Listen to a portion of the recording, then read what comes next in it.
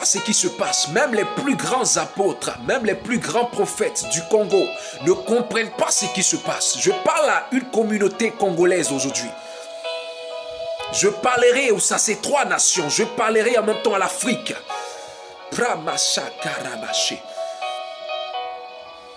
Je vois des personnes qui, même à la chair, commencent à se poser des questions. Mais est-ce que l'ONU ne voit pas notre situation? Mais est-ce que l'humanité ne voit pas notre situation? Mais pourquoi est-ce que les Blancs ne disent rien? Il y a la guerre à l'Est. Pourquoi est-ce que les gens ne disent rien? La crise du Congo est comme si personne ne voyait cela. Congolais, Congolaises, je vous dis par la parole que Dieu m'a révélée. La crise en ce moment qui se passe au Congo n'est pas un hasard. De même, le Seigneur m'a dit, de même que Jean-Baptiste a connu la mort, de même vous connaîtrez la mort. Parce que sur votre épaule, il y a un lourd fardeau. Parce que Dieu vous donne une grande mission. Dieu vous donne une mission pas possible comme Jean-Baptiste. Et de même que Jésus a été baptisé par Jean-Baptiste, en ce moment, la raison pour laquelle l'humanité verra que le réveil se porte où? Au Congo. Parce que c'est Jean-Baptiste qui fut le premier à apporter le premier réveil. Et comme pour défier la communauté internationale, le M23, avec le soutien de l'armée rwandaise, a même abattu un hélicoptère de la MONUSCO et tué 8 casques bleus, commettant ainsi un crime de guerre. Et maintenant, depuis des années, même par les Nations Unies, que le gouvernement rwandais soutient les rebelles du M23, des rebelles qui sèment la terreur, la mort en République démocratique du Congo, notamment à l'Est, où ce conflit a déjà fait des millions de morts. Nous savons donc toute la responsabilité du gouvernement rwandais. Et alors, que fait l'Union européenne, que font les pays européens? On s'attendrait à des sanctions. C'est la réponse que l'Union européenne a souvent quand on voit ce genre d'action de la part d'un pays contre un autre. Mais non, non, les gouvernements européens décident aujourd'hui de renforcer leur coopération militaire avec le Rwanda. La France, notamment, annonce un renforcement de sa coopération militaire. L'Union européenne va donner 20 millions au Rwanda pour sa participation au Mozambique. Et les États-Unis, vous le savez, depuis longtemps, sont un partenaire très important du Rwanda. Cette politique, où on dit en mots, en paroles que nous respectons la souveraineté congolaise, mais en réalité notre politique l'entrave et la sape, est inacceptable. Il faut cesser ça tout de suite, parce que nous avons besoin, et les Congolais ont besoin de paix aujourd'hui. En dépit de ma bonne volonté et de la main tendue du peuple congolais pour la paix, certains de nos voisins n'ont trouvé mieux que de nous remercier par l'agression et le soutien des groupes armés terroristes qui ravagent l'Est de la République démocratique du Congo. C'est le cas actuellement du Rwanda qui, au mépris du droit international, de la charte de l'ONU et de l'acte constitutif de l'Union africaine, a une fois de plus non seulement agressé en mars dernier la République démocratique du Congo par des incursions directes de ses forces armées, les RDF, mais aussi occupe des localités de la province du Nord Kivu par un groupe armé terroriste interposé, le mouvement du 23 mars, dit M23, auquel il apporte un soutien massif, tant en matériel de guerre qu'en hommes de troupes. Nous avons des preuves. On a fait des prisonniers qui étaient rwandais avec bien estampillés sur leur uniforme les 3 lettres RDF. Nous avons à plusieurs reprises trouvé soit des corps, soit des restes de tenues, de bottillons, en tout cas des preuves, plus que des preuves, que de la présence rwandaise. Donc de là continuer à nier, c'est la preuve qu'il y a une mauvaise foi. Avant cela, c'est le Congo qui est le Congo va connaître un moment de lourdeur, un moment de persécution. De même que Jean-Baptiste est mort, le Congo va connaître un moment désastreux. Je pleure pour cette nation, le Congo. Je me lamente pour cette nation, le Congo, qui connaîtra une guerre pas possible, qui connaîtra une guerre qui ne finira pas, qu'elle ne comprendra pas. Pourquoi? Parce que votre guerre n'est pas physique, Congo. Votre guerre est spirituelle, m'a dit le Saint-Esprit. Plusieurs ne comprennent pas. Non. Ils pensent que non, c'est le Congo, non. Vous avez le règne de Dieu sur une nation et c'est fini. Non, c'est pas fini, Congo. C'est pas fini, Congolais. C'est pas fini, Congolaise. Car plusieurs seront persécutés. J'ai vu des hommes de Dieu mourir. J'ai vu plusieurs d'entre vous mourir. Les matis qui me regardent, qui sont des hommes de Dieu congolais et des servants de Dieu congolaises. C'est votre heure. Il est l'heure que vous vous apprêtiez. Il est l'heure que vous glorifiez le roi des rois.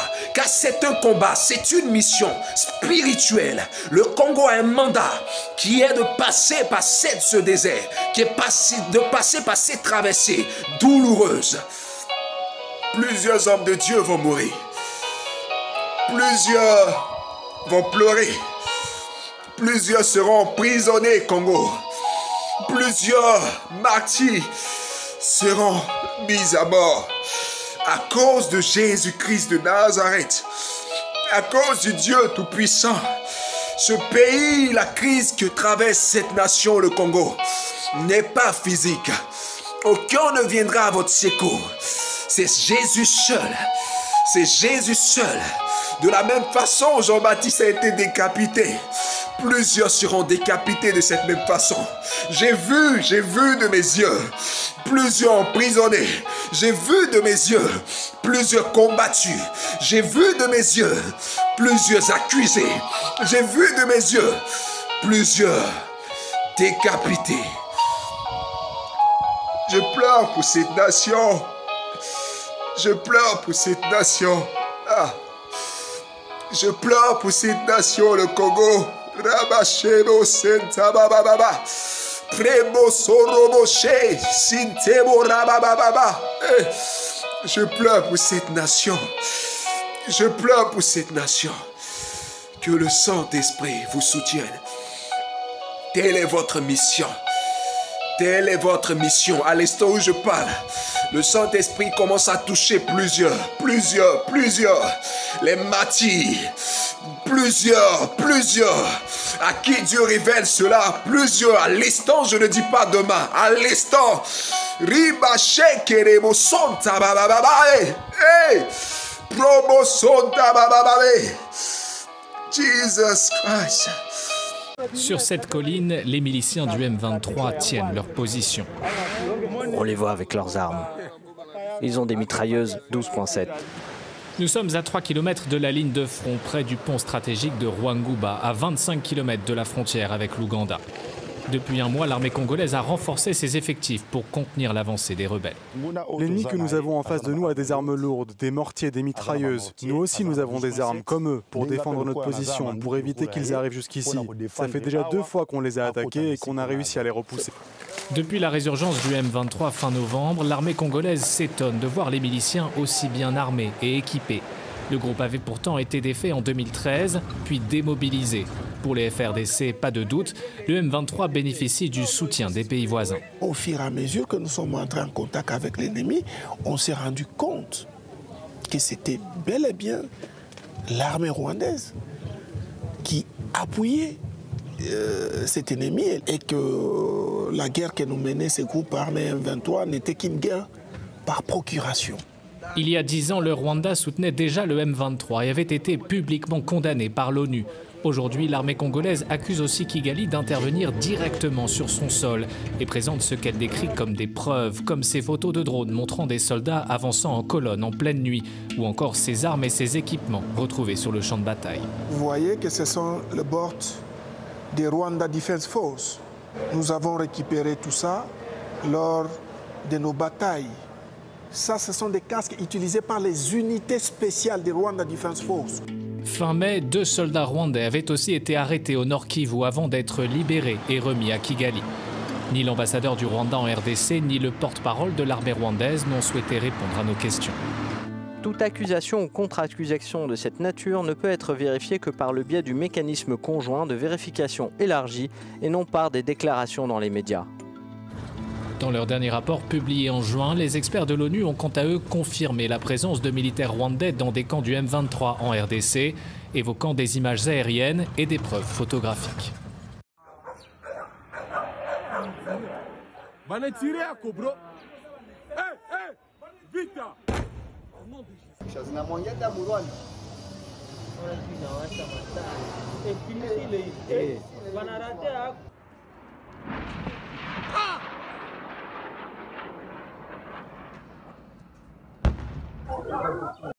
Les combats faisaient rage lundi entre l'armée et les rebelles du M23 dans l'est de la République démocratique du Congo. Les affrontements ont débuté très tôt dans la région de Kichanga en direction de Mweso dans le Massissi, à une centaine de kilomètres au nord-est de Goma, la capitale du Nord Kivu. Les hostilités ont repris en dépit des tentatives diplomatiques. De Luanda à Nairobi en passant par Bujumbura, vendredi à Addis Abeba, les chefs d'État de l'EAC ont de nouveau appelé à un cessez-le-feu immédiat et demandé un retrait de tous les groupes armés d'ici le 30 mars. Sur le terrain, une force régionale censée s'assurer du retrait du M23 ne parvient toujours pas à convaincre de son efficacité et elle attise la colère de la population. Tout comme la mission des Nations Unies accusée d'inefficacité et de complicité depuis plus de 20 ans de présence. Vous avez choisi la meilleure chaîne télévision en ligne pour rester à la une de la situation qui prévaut dans la province du Nord Kivu. C'est dans l'est de la RDC. Les nouvelles des fronts sont plutôt rassurantes. Les forces armées de la République démocratique du Congo sont déterminées à en découdre avec l'ennemi pour reprendre le contrôle de la cité de Kichanga dans le territoire de Massissi. L'armée loyaliste a lancé des contre-offensives sur deux axes depuis lundi 30 janvier 2023. Il s'agit des axes Mweso Kichanga et Kiloliroi Kichanga. Sur l'axe Mweso Kichanga, les combats se déroulent plutôt bien en faveur des forces armées de la République démocratique du Congo qui sont donc au niveau des Kitobo, c'est à des centaines de kilomètres de la cité des Kichanga. De ces côtés-là que les combats se déroulent entre Kitobo et Mungote. Donc les forces armées se rapprochent peu à peu de la cité des Kichanga qui est contrôlée toujours par le M23 RDF. Pendant ce temps, d'autres combats se sont déroulés depuis lundi sur l'axe Bambo-Kishiché, après lesquels les FARDC ont capturé deux terroristes du M23 qui portaient des tenues de l'armée ougandaise, à en croire nos sources dans la région. Une autre bonne nouvelle, c'est que la RDC a demandé au commandement de la force régionale de l'EAC de rapatrier tous les officiers rwandais membres de son quartier général à Goma, chef-lieu de la province du Nord Kivu. Donc le Rwanda a aussitôt réagi et retiré ses officiers du mécanisme régional basé en République démocratique du Congo. Ça, c'est notre réponse à de nombreuses questions qui étaient posées par nos téléspectateurs. Est-ce qu'il y a des éléments de l'armée rwandaise au sein de la force régionale de l'EAC? Aujourd'hui, la réponse est là, c'est clair. Il y en avait parce que ils viennent de se retirer sur demande du gouvernement congolais, c'est-à-dire que la force régionale de l'EAC regorgeait des officiers rwandais, contrairement à ce qu'on avait dit ici bien avant, parce que selon les textes, il était prévu que le Rwanda va garder son contingent le long de sa frontière pour juste de missions de surveillance, mais ne devrait pas déployer des éléments en République démocratique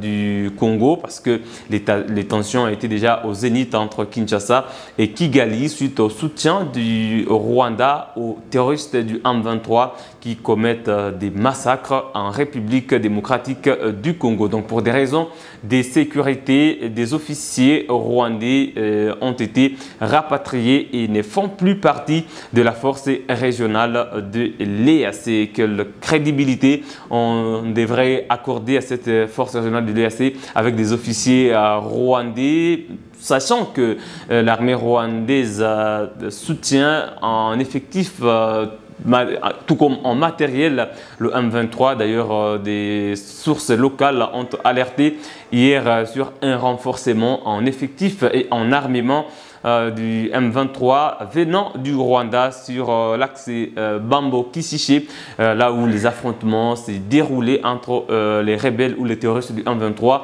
et les forces armées de la République démocratique du Congo. La situation des déplacés demeure tout de même préoccupante parce que plus les affrontements s'intensifient, plus le nombre de déplacés aussi augmente, parce que dans ces zones des combats, des populations sont obligées de partir à l'abri, de se mettre à l'abri, et voilà que cette situation doit intéresser au plus haut niveau le gouvernement congolais. De son côté, la société civile du